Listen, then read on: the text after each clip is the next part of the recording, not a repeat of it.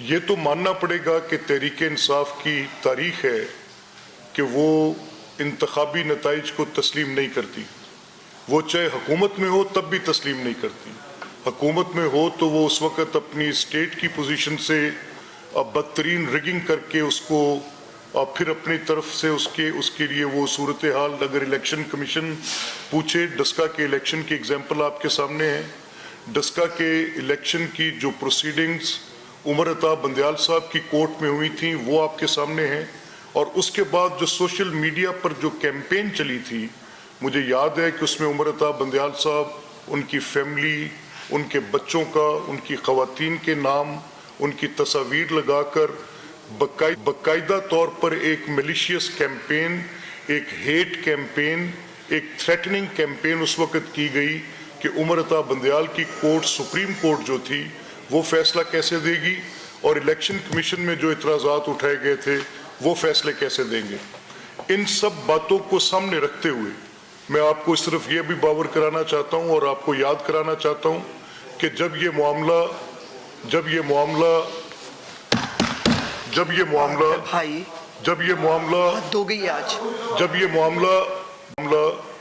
اس وقت 35 پنکچر کی election campaign کا تھا اور 35 پنکچر کی جو پوزیشن عمران نے لی تھی, تو صرف آپ یاد کریں کہ 14 اگست 2014 کے دھرنے کے پیچھے بھی انتخابی دھاندلی کو جواز بنا کر جایا گیا تھا اور یہ شور مچایا گیا تھا کہ کوئی جو لیگل پروسیجر ہے, جو لیگل پروسیس ٹرائیبیونلز کا ہے, جو الیکشن ٹرائیبیونلز بنائے جاتے ہیں, کسی چیز کی کوئی ضرورت نہیں ہے, بس آپ 4 حلقے کھول دیں. اور اس وقت بھی جب یہ 35 پنکچرز کی بات کی جاتی تھی تو آپ کو یاد ہوگا ایک کریکٹر تھے افضل خان جو الیکشن کمیشن کے تھے,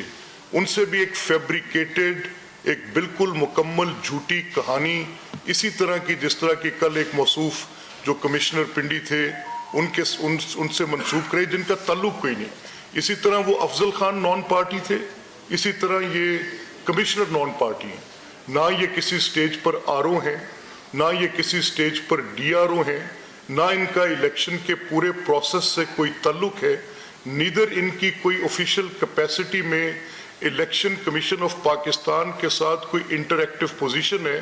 نہ ان کا الیکشن کے کنڈکٹ سے کوئی تعلق تھا, نہ ان کا الیکشن کے نتائج کے ٹیبولیٹ کرنے سے کوئی تعلق تھا, نہ ان کے پاس ڈائریکٹ ایکسیس تھی, نیدر ان کی ڈومینین میں تھے کسی صورت بھی.